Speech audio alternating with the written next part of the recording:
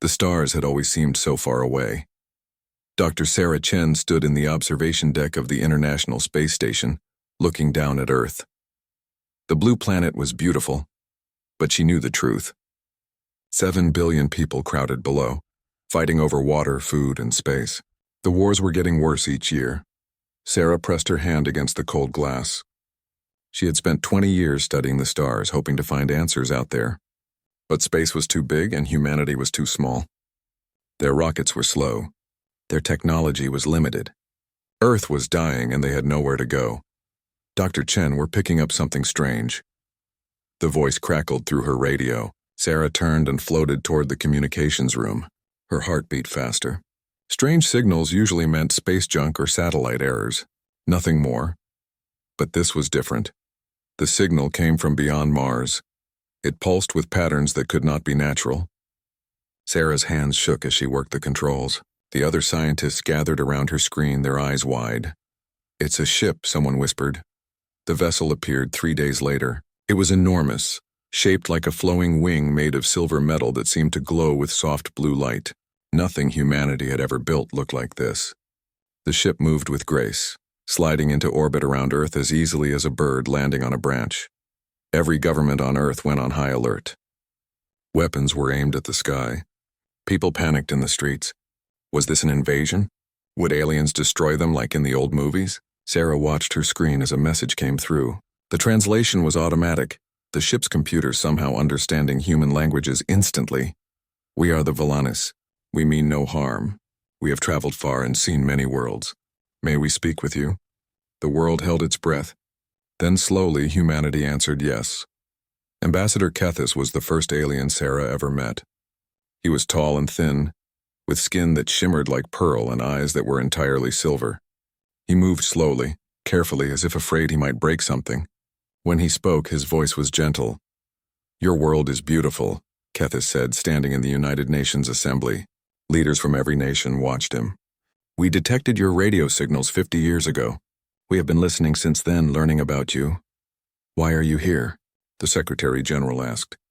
Her voice was firm, but Sarah could see her hands gripping the podium. Kethis tilted his head in a gesture that seemed almost human. "We heard your music. We read your stories. We saw your art beaming out into space. In all our centuries of travel, we have never encountered a species quite like yours." "What do you mean?" Sarah asked. She had been chosen as Earth's scientific representative. It still felt like a dream. Most species we meet are logical. They think in patterns, mathematics, systems. Kethis touched his chest. "But you feel. Your stories are full of love, fear, hope, anger. Your music makes us experience emotions we did not know existed. You are chaotic and beautiful." He paused, looking around at all the human faces watching him. "And you are suffering. We can see it. Your world is running out of resources. You are trapped here, unable to reach the stars." His silver eyes met Sarah's. "We want to help." The debate lasted weeks. Many humans were suspicious. Why would aliens help them for free? What did the Valanis really want? But Kethis was patient. He answered every question. He opened his ship for inspection. He shared information about his people. The Valanis had been traveling space for over 10,000 years. They had no home planet anymore. Their world had died in an ancient disaster, and they became wanderers moving from system to system in their great ships. They were peaceful, curious, and kind. They studied the universe, learned from other species, and moved on. "We have a rule," Kethis explained to Sarah one night. They sat in his ship, and through the window she could see Earth spinning below. "We do not interfere with developing species. We watch, we listen, but we do not make contact." "But you contacted us," Sarah said. "Yes." Kethis looked sad. "My people debated for 5 years. Some said we should follow our rule, but I argued that you are special. Your capacity for emotion, for creating beauty even in suffering, it touched our hearts. Hearts we thought had grown cold from so much wandering." He handed her a data crystal. It glowed softly in her palm. "This contains the basics of faster-than-light travel. Not our most advanced technology, but enough for you to reach other stars. It also has locations of 12 habitable worlds within 50 light-years. Worlds where you can build new homes." Sarah's eyes filled with tears. "Why? We have nothing to give you in return." Kethis smiled, an expression he had learned from watching humans. You already gave us something precious. You reminded us why we travel, why we explore. You gave us hope that beauty still exists in the universe. He stood, tall and elegant. All species deserve their chance among the stars. Take it. Build a future. The data crystal contained miracles. Sarah spent 6 months working with teams from every nation, decoding the Valanis technology. It was far beyond anything humanity had dreamed of. The mathematics made her head hurt. But slowly, carefully, they began to understand. The Valanis stayed in orbit for a year, answering questions, offering guidance. They taught humanity how to build new engines, how to protect ships from radiation, how to find water on dead worlds. They shared medical knowledge that could extend human lifespans by decades. They gave freely, asking nothing in return. Captain Marcus Webb commanded the first colony ship. The vessel was massive, built in orbit over 2 years using human engineering and Valanis principles. 10,000 people volunteered to leave Earth forever, to start fresh on a new world. Sarah stood with Keithus on his ship, watching the colony vessel prepare to depart. She was 73 now, too old to go herself, but she had lived to see this day. "Will we see you again?" she asked, perhaps. "The galaxy is large and we wander." Keithus placed a gentle hand on her shoulder. "But we leave you a gift, a beacon with coordinates to Velis Prime, our current gathering place. If you ever need us, if you ever wish to speak, send a signal there." "Thank you," Sarah whispered, "for everything." The Valanis ships departed that night, sliding silently into faster-than-light travel, vanishing among the stars. On Earth, people looked up and waved goodbye to the strange, kind aliens who had changed everything. Captain Webb's ship jumped to light speed 2 days later. Humanity's great journey had begun. Over the next decades, more ships would follow. 47 colonies on 12 different worlds. Earth slowly healed as the population spread out. The wars stopped. Hope returned. In the quiet moments, Sarah would think about Keithus and his people. She wondered where they were, what wonders they were seeing. She never forgot his words. All species deserve their chance among the stars. Humanity had been given that chance. They would not waste it. 300 years had passed since the Valanis left. Earth was no longer alone. Humanity had spread across 47 star systems, building cities on worlds with purple skies and orange grass. The Terran Union governed them all, a confederation of colonies linked by the same FTL technology the Valanis had gifted. Admiral Elena Vasquez commanded the defense station orbiting New Terra, humanity's largest colony world. She was reviewing patrol reports when the alarm sounded. Her coffee cup rattled on the desk. "Admiral, the Velis Prime beacon just went dark," Lieutenant Okoye reported, her voice tight with worry. Elena felt a chill run down her spine. The beacon had transmitted continuously for 3 centuries. It was supposed to be eternal, a gift from the Valanis, a way to stay in contact. Humanity had never needed to use it. Everything had been peaceful. But they had always known it was there, a connection to the species that had saved them. "Confirm," Elena ordered. Confirmed. Signal ceased exactly 14 minutes ago.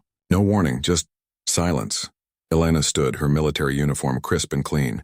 She was 53, a career officer who had spent her life protecting humanity's expansion. Her grandmother had told her stories about the Valanis, about Ambassador Keithus and the Silver Ships. Those stories had inspired Elena to join the Defense Force. "Get me the Council, now." The Terran Union Council met within hours. 50 representatives from across human space appeared as holograms in the chamber on Earth. Elena presented her report from New Terra. "The Velis Prime beacon is offline. We've sent probe ships to investigate, but they'll take weeks to reach Valanis space. I'm recommending we send a full exploration fleet." Counselor Zhang, an elderly man from Mars colony, frowned.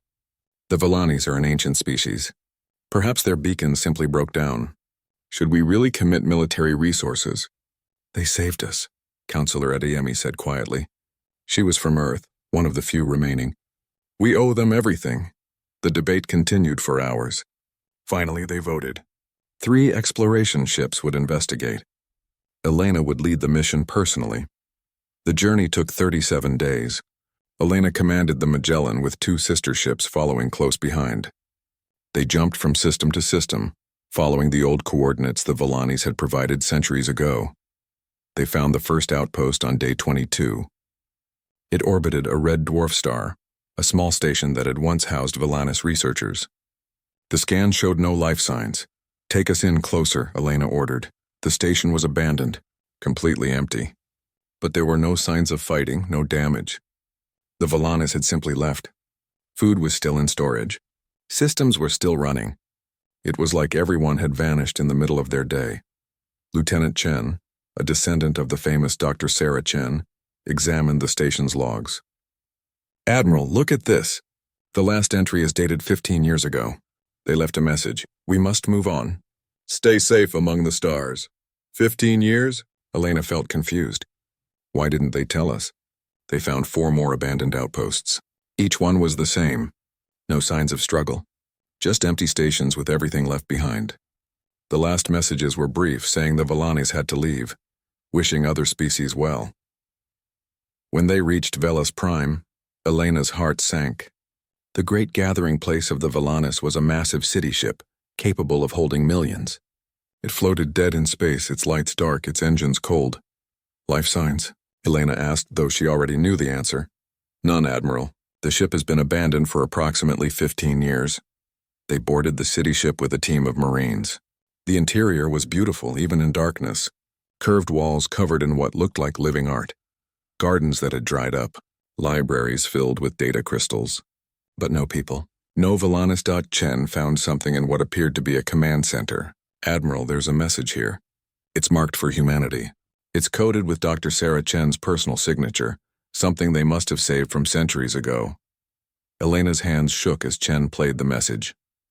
Ambassador Kethis appeared as a hologram. He looked older, his pearl skin dimmer, his silver eyes tired. "To our friends in humanity," Kethis began. "If you are hearing this, you have found Velas Prime empty. I'm sorry we could not say goodbye properly. We are running." The hologram flickered. Kethis looked behind him as if afraid. "An ancient evil has awakened. We call them the architects. They are not living beings. They are machines, artificial intelligence created by a species that died millions of years ago. The architects consume advanced civilizations, absorbing their technology, their knowledge. They grow stronger with each species they destroy." Elena felt her blood turn to ice. "The architects detected our FTL signatures 15 years ago. They have been hunting us ever since. We have fled from system to system. 15 of our worlds have fallen. We are scattered across the stars, hiding, trying to survive." Kethis stepped closer to the camera, his expression full of sorrow. "We do not ask for your help. Please, humanity, stay hidden. Keep your FTL signatures quiet. Do not draw their attention. The architects are beyond what you can imagine.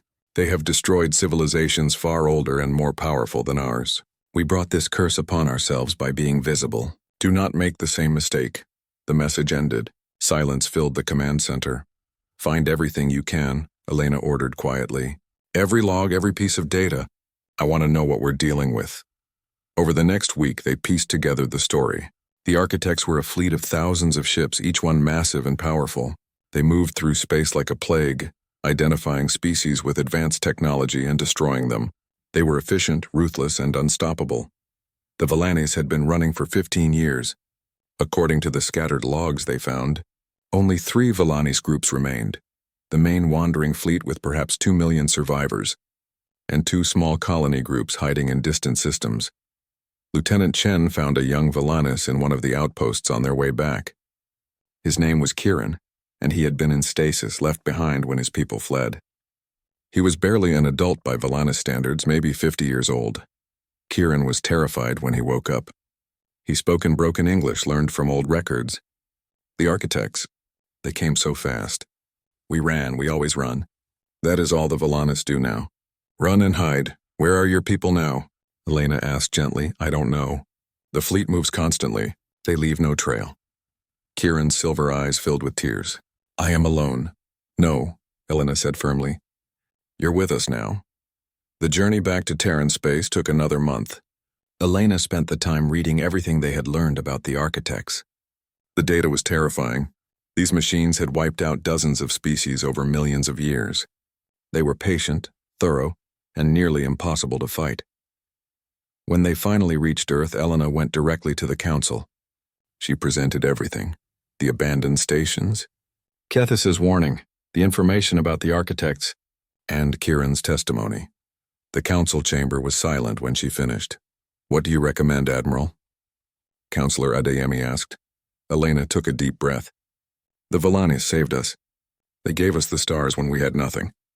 They asked for nothing in return. Now they're dying, scattered and alone. We need to help them.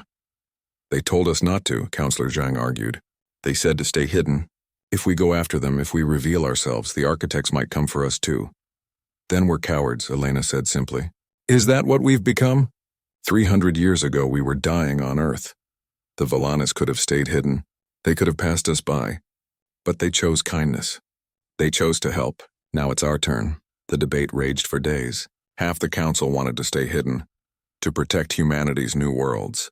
Half wanted to help. The civilian population was divided too.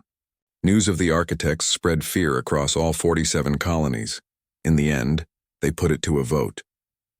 Every human in the Terran Union could cast their choice. Stay hidden or help the Valanis. Elena waited in her quarters on New Terra, watching the numbers come in. It was close, so terribly close the final count appeared on her screen. 51% voted to help. Humanity would mobilize. Kieran found Elena on the observation deck that night. The young Valanis stood beside her, looking out at the stars. You don't have to do this, he said quietly. My people will understand if you protect yourselves. Elena shook her head. No.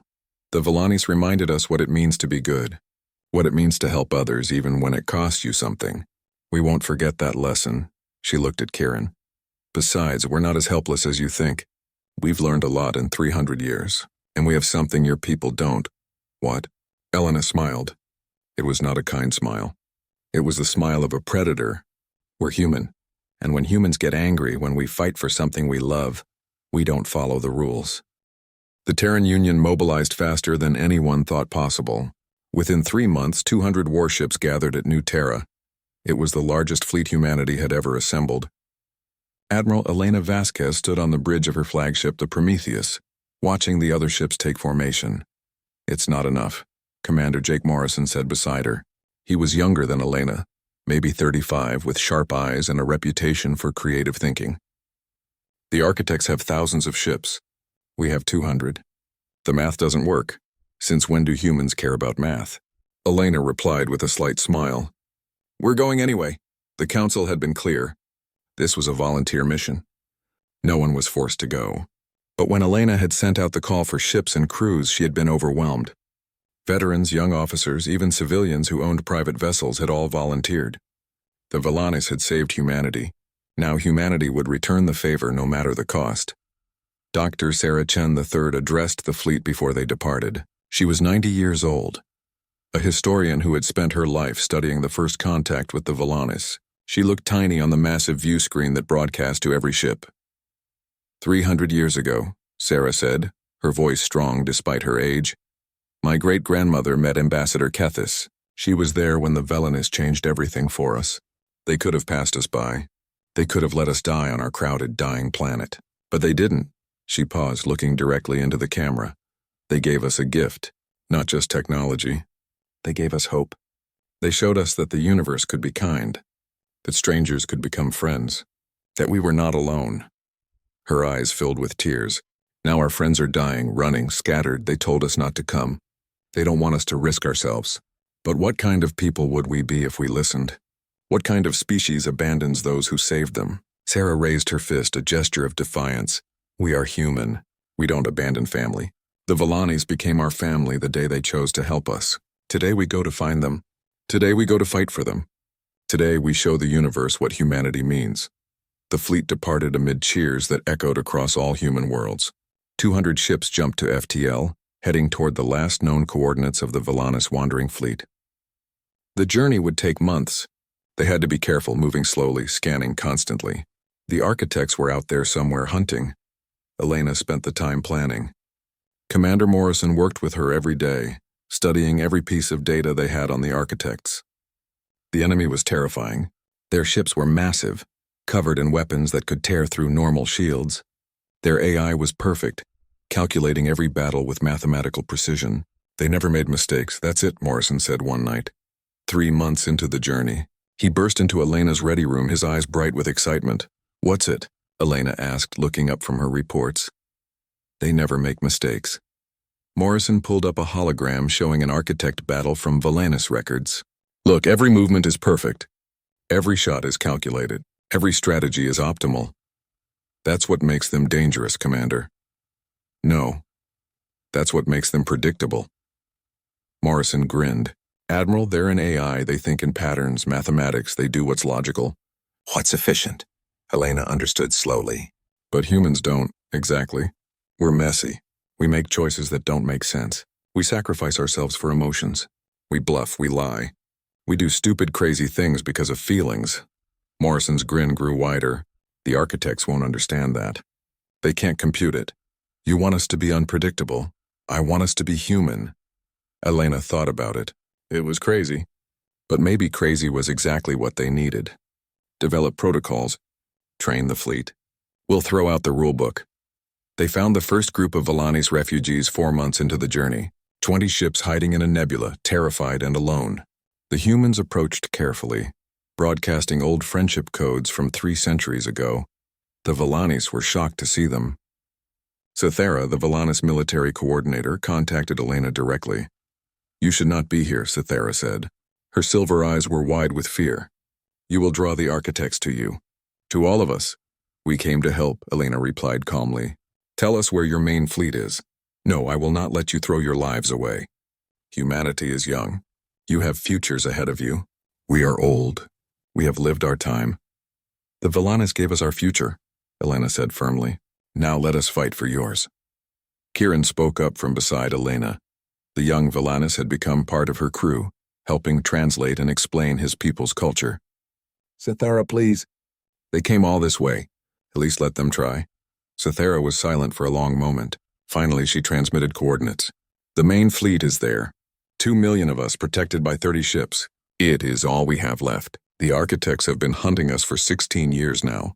We are tired of running. Then stop running, Elena said. Let us help you fight. The human fleet joined the Volanese wandering fleet 2 weeks later. The Volanese vessels were beautiful even in their desperation. Elegant curves, soft glowing lights, technology that humanity still couldn't fully understand. But they looked worn down, damaged from years of fleeing. Ambassador Kethis was still alive. He was ancient now, his pearl skin almost gray, his movements slow, but his silver eyes lit up when he saw Elena and Kieran on his view screen. I remember your kind, Kethis whispered. So emotional, so fierce. I told you not to come. You also told us that all species deserve their chance among the stars, Elena replied. You're a species. You deserve that chance too. The architects are coming, Kethis said quietly. They track our FTL signatures.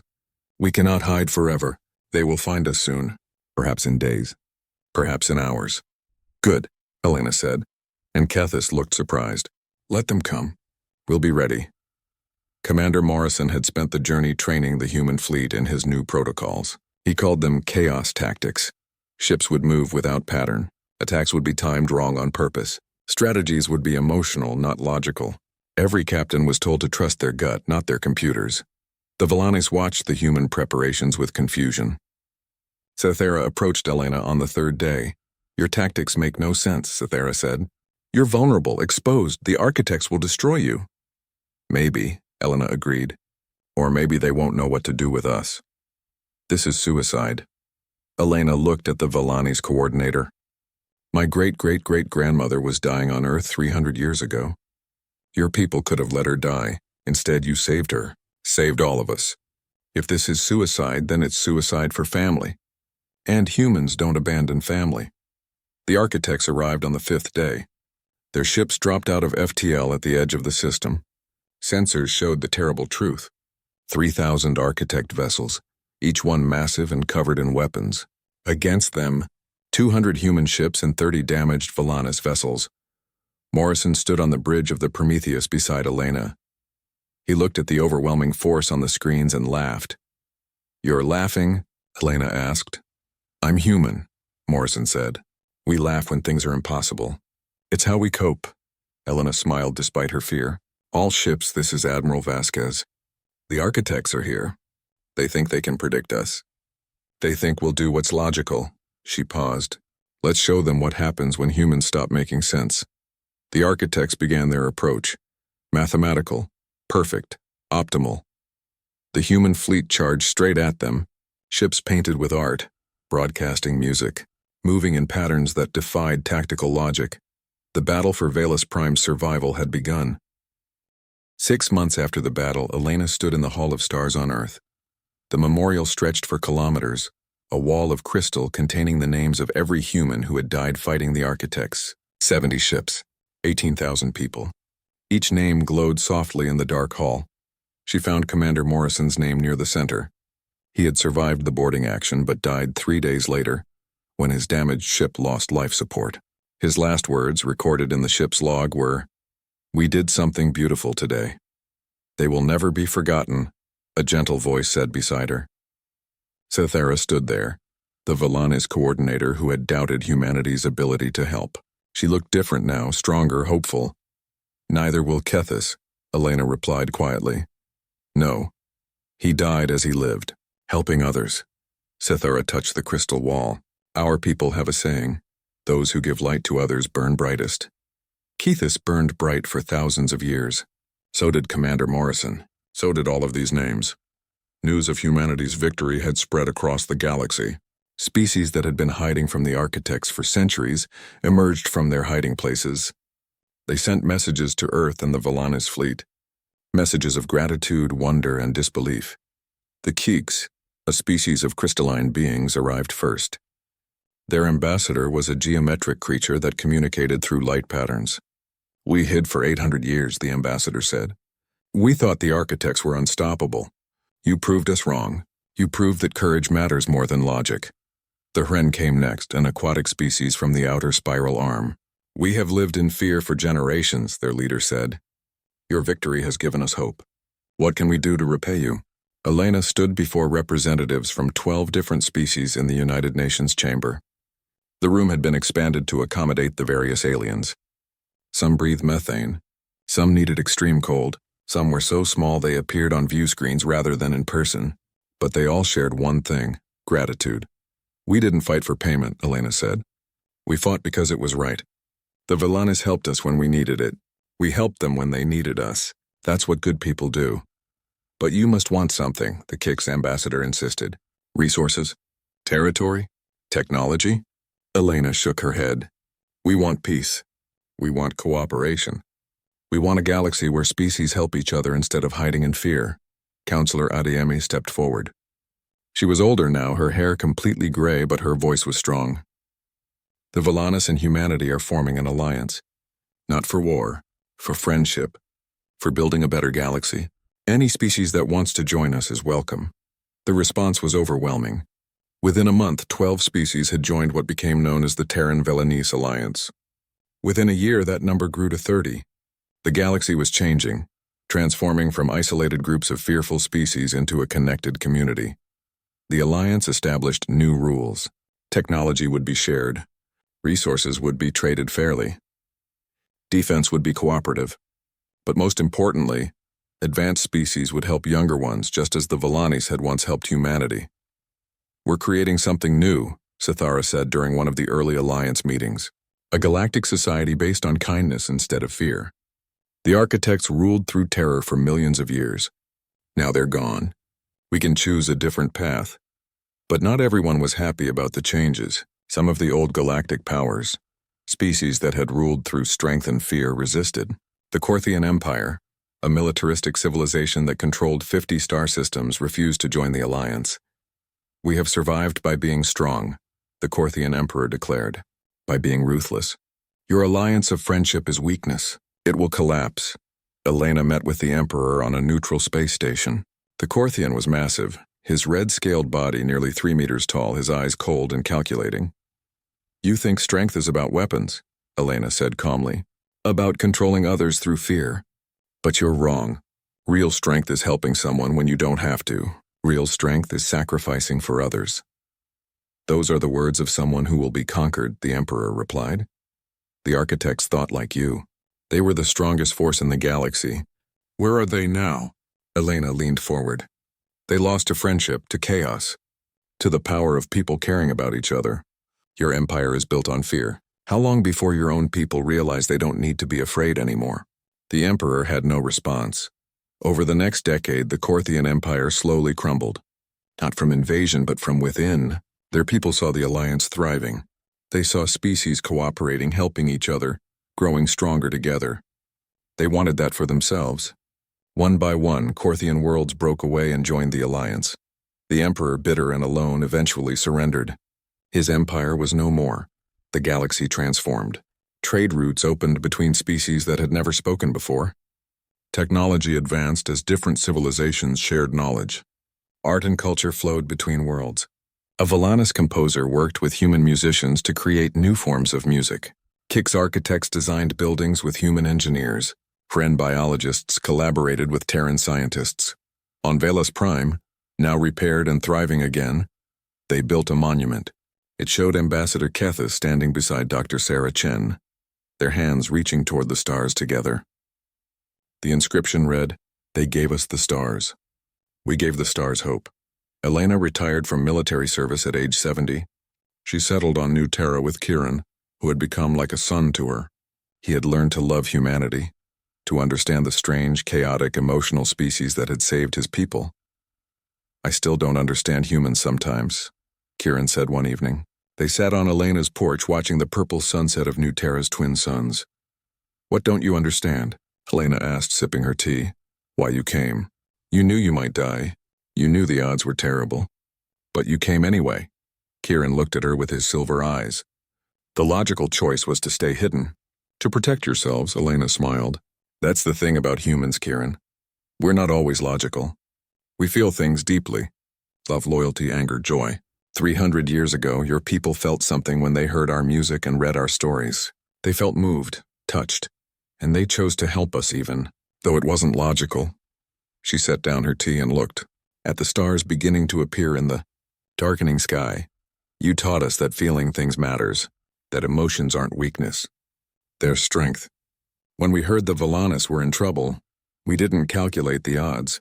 We felt what we owed you, what you meant to us, and we acted on those feelings, and changed the galaxy," Kieran said softly. "Yes, we did." Elena smiled. The architects ruled through perfect logic for millions of years. They thought emotions were flaws to be eliminated. But emotions are what make life worth living. They're what drive us to help each other, to sacrifice for each other, to build something better. 50 years after the battle, the Alliance had grown to over 200 species. The old way of doing things, where civilizations hid in fear and competed for resources, was gone. The new galaxy was collaborative, creative, and kind. On Earth, in the rebuilt Hall of Stars, they added new names. Not of the dead, but of the living. Every person who had fought at Velas Prime. Every human who had chosen to help the Volanis. Every Volanus who had sacrificed. They called it the Roll of Honor. Dr. Sarah Chen IV, great-great-great-great-granddaughter of the original Sarah Chen, gave a speech on the 100th anniversary of first contact with the Volanus. 400 years ago, she said, humanity was dying. We were trapped on Earth, fighting over scraps, destroying our own world. Then the Volanus came. They didn't have to help us. They chose to. She gestured to the hall around her, filled with representatives from hundreds of species. 300 years ago, we had a choice. We could hide when the Volanus needed help. We could protect ourselves. We could be logical. But we didn't. We chose emotion. We chose loyalty. We chose love. Her eyes swept across the crowd. And that choice changed everything. It showed the galaxy that there was another way to live. Not through fear and strength, but through kindness and cooperation. The architects thought logic would conquer the universe. But they were wrong. Love conquered the universe. Friendship conquered the universe. And now, 400 years after the Volanus first gave us the stars, we've given the stars something in return. What did we give them? A young human student asked from the audience. Sarah smiled. We gave them proof that kindness is never wasted, that helping others, even when it costs you everything, creates ripples that spread forever. We gave them hope. On Velas Prime, in the chambers where the Volanis Council met, they kept one artifact from the battle, Commander Morrison's data drive, the first one he had uploaded into an architect ship. It contained a simple message he had recorded before the mission. To whoever finds this, we are human. We are chaos and emotion and love and anger. We don't make sense. We do things that are stupid and beautiful and brave and foolish. We die for strangers. We fight for friends. We sacrifice for people we barely know. Why? Because it feels right. Because it matters. Because in a cold, logical universe, someone has to be warm. Someone has to care. We choose to be that someone. The message ended with Morrison laughing, that human sound full of joy and defiance in life. The great station Zenith Prime floated in the darkness of space, its lights glowing like a small star. Inside its massive council chamber, representatives from 100 different worlds gathered for their monthly meeting. Some walked on legs, others floated in special tanks, and a few existed as clouds of gas contained in force fields. They came in all shapes and sizes, but they all shared one thing. They ruled the known galaxy. Commander Zixthor stepped forward. His scaled body gleamed under the chamber lights as his 3 eyes scanned the crowd. He was Krell, a warrior race that had fought in countless battles. Today he brought news. Members of the council, he began, his voice deep and rumbling. We have detected a new spacefaring species. They call themselves humans. They come from a small blue planet they name Earth in the Sol system. A few council members looked interested. Most looked bored. New species joined the galactic community every few years. It was nothing special. These humans achieved faster than light travel only 3 months ago. Zixthor continued. They have established 7 colonies on nearby worlds. Their technology is basic. Their weapons are simple. They appear to pose no threat. Then why are we discussing them? Asked a floating jellyfish creature from the water world of Aquanus. Before Zixthor could answer, an old voice spoke from the back of the chamber. Because you should leave them alone. Every head turned. Elder Velsha moved slowly through the crowd. She was Nomari, one of the oldest species in the galaxy. Her people had been traders and merchants for 10,000 years. They had seen empires rise and fall. Velsha herself was over 300 years old, and her gray skin showed every one of those years. Elder Velsha, said the council speaker, a bird-like creature named Chirix. Do you have information about these humans? I have studied them, Velsha said, her voice thin but firm. For the past 20 years I have watched their world. I have read their history, studied their nature, learned their ways, and I am here to give you all a warning. Do not attack the humans. Laughter rippled through the chamber. Prince Carthax of the Vryn sovereignty laughed loudest of all. He was tall and muscular, covered in dark purple scales with 4 arms and a tail that could crush steel. His species had conquered 47 star systems through military might. With respect, Elder, Carthax said, still chuckling. Why should we fear such a primitive race? They have no natural armor, no venom, no claws or fangs worth mentioning. They are slow, weak, and soft. My warriors could crush 1,000 of them before breakfast. That is because you do not understand what they are, Velsha replied. Look at them and you see weakness. But that is your mistake. Humans are persistence predators. Silence fell over the chamber. Most species did not know that term. Explain, demanded Chirix. Velsha moved to the center of the chamber. A holographic display appeared above her, showing images of Earth. Most predators in the galaxy are what we call sprint predators, she said. They are fast, strong, and deadly. They chase their prey in short bursts. If they do not catch their target quickly, they give up and rest. This is how most of us hunt. The hologram changed, showing a human running across a vast plain. Humans are different. On their world, they evolved in hot grasslands. They could not run fast like the animals they hunted. They were not strong enough to kill with their bare hands. But they had one advantage: they never stopped. A human would choose an animal and follow it. For hours, for days if necessary. The animal would run away thinking itself safe. But when it stopped to rest, the human was still coming, always walking, always following, never stopping. The animal would run again, and again, and again. Each time it would grow more tired. Its heart would beat faster. Its body would overheat. Eventually, after hours or even days, the animal would collapse from exhaustion. Then the human would simply walk up to it and kill it with a simple tool. This is how they hunted the great beasts of their world, creatures 10 times their size. They followed them until the beasts could run no more. Humans are not built for speed. They are built for endurance. They are built to never give up. Carthax waved a dismissive hand. Ancient history. They have technology now. They do not hunt on foot anymore. You misunderstand, Velsha said, her voice growing harder. I am not talking about how they hunt animals. I am talking about how they think. Humans evolved to chase things across entire continents. They crossed frozen lands and burning deserts to follow herds of animals. They built boats and crossed oceans just to find new hunting grounds. When they want something, they do not stop until they have it. "And you think this makes them dangerous?"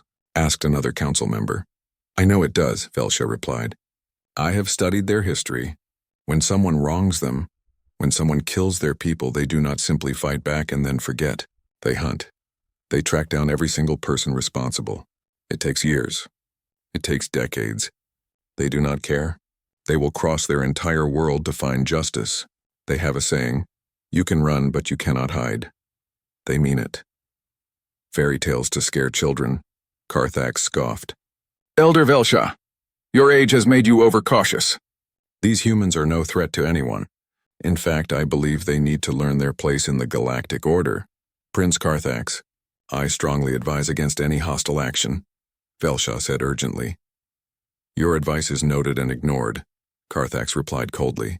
"The Vryn sovereignty will conduct a small military operation. We will raid one of their colony worlds, take the resources we need, and teach them that they are now part of a larger galaxy. They will learn to respect their betters." Velsha closed her eyes. "Then you have doomed yourself." "We shall see," Carthax said with a cruel smile. The council meeting ended. Most members left thinking about other matters. The humans were just another primitive species that would learn its place or disappear. It happened all the time. 3 days later, the Vryn war fleet arrived at the human colony of New Perth. It was a small settlement, only 15,000 people. They were farmers, scientists, and families trying to build a new life on a distant world. The Vryn ships appeared in the sky without warning. They did not try to communicate. They did not make demands. They simply opened fire. The attack lasted 4 hours. The colonists had no military defenses. They sent desperate calls for help, but Earth was too far away. By the time the Vryn ships left, 3,000 humans were dead. Towns were burning. The survivors hid in caves and underground shelters, crying for their lost families. Prince Carthax watched the destruction from his flagship and felt satisfied. The humans would remember this day. They would learn to fear the Vryn name. He had no idea that he had just made the worst mistake of his life. On Earth, in the military headquarters of the Unified Defense Force, Admiral Rebecca Chen sat in her office. She was 53 years old, a veteran of the resource wars, and a grandmother. She was reading reports when her assistant burst through the door. "Admiral, we have a situation. New Perth is under attack." Rebecca's heart went cold. Her daughter lived on New Perth with her husband and their 7-year-old girl. She grabbed her communicator and tried to call them. No answer. She tried again. Nothing. For the next 6 hours, she sat at her desk, calling over and over. She did not eat. She did not sleep. She just kept calling. Finally, the casualty lists came through. She read the names slowly, carefully. When she saw them, she stopped breathing for a moment. Her daughter, her son-in-law, her granddaughter, all dead.